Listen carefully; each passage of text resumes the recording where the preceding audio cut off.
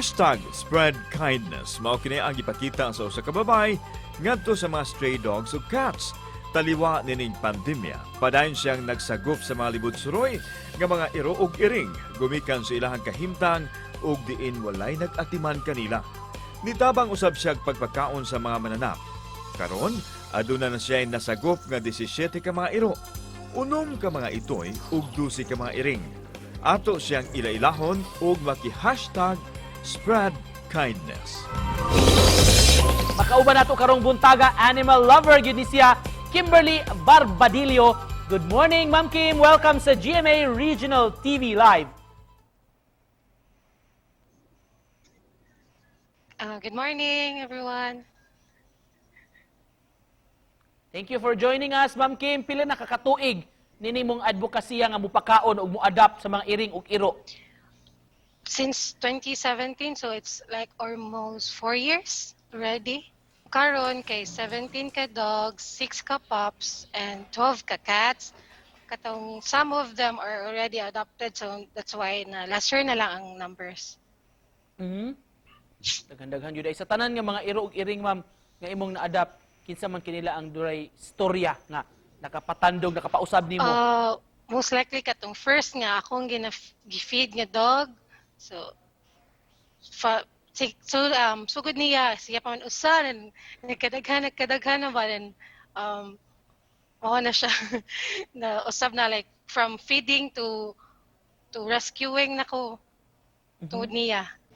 So may nakapaagdi nimo, Ma'am Kim, nga mupakaon ug mo-adapt og mga stray dogs ug mga cats? Kanong dili ko kabaw to put into words why I'm doing this, but siguro kanang makita lang ko nila basadan na kanang naiuban na wangukay og basura, and ang cats kaya kanang uban diha sa kilid lang, so kanang I try to find a way na ma-feed nila, like moadto jud ko kanang nay tindahan baron or unsa nga makapalit og ipakaon sa ilaha. Mao na siya ang sinungdanan sa tanan.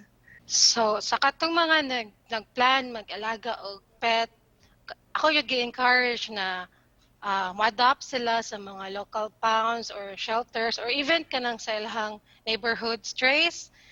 Kay kung ma-promise jud nako rin yung fulfilling jud kayo na to save life, and in the long run kay sila pod ang mo save sa inyo, ha. Kung doon kini mga viewers karon, Ma'am Kim, nga nagtan-aw kini gusto mo tabang mo donate, umu-adapt ba ka, asa man kanila pwede kontakon, ma'am?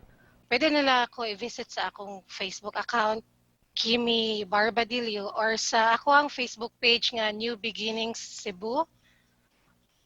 Pwede po sila mo search sa hashtag Kim Darl Dogs and Cats. Ato nila makita itong mga videos sa ako ang friend. New Beginnings yun ay mong gihatag para nila, Ma'am Kim. Mensahe ni mo, ma'am, to close this. Okay, so mga salamat viewers. sa tanan mga viewers, and kanira jud akong mastorya sa inyo nga if ever dili man mo pwede mag-pet sa balay, then pero ganahan kayo mo mga dog lover and cat lover mo, pwede ra gyud mo mag-feed sa stray. So kanira jud siya ng mga hashtag ang inyo i-remember: adopt, don't shop, save life, and feed a stray. Kay kuan tako jud kay nag-ikatabang sa ilaha, bisan one stray at a time lang. One stray at a time. Pag ganyan paminahon.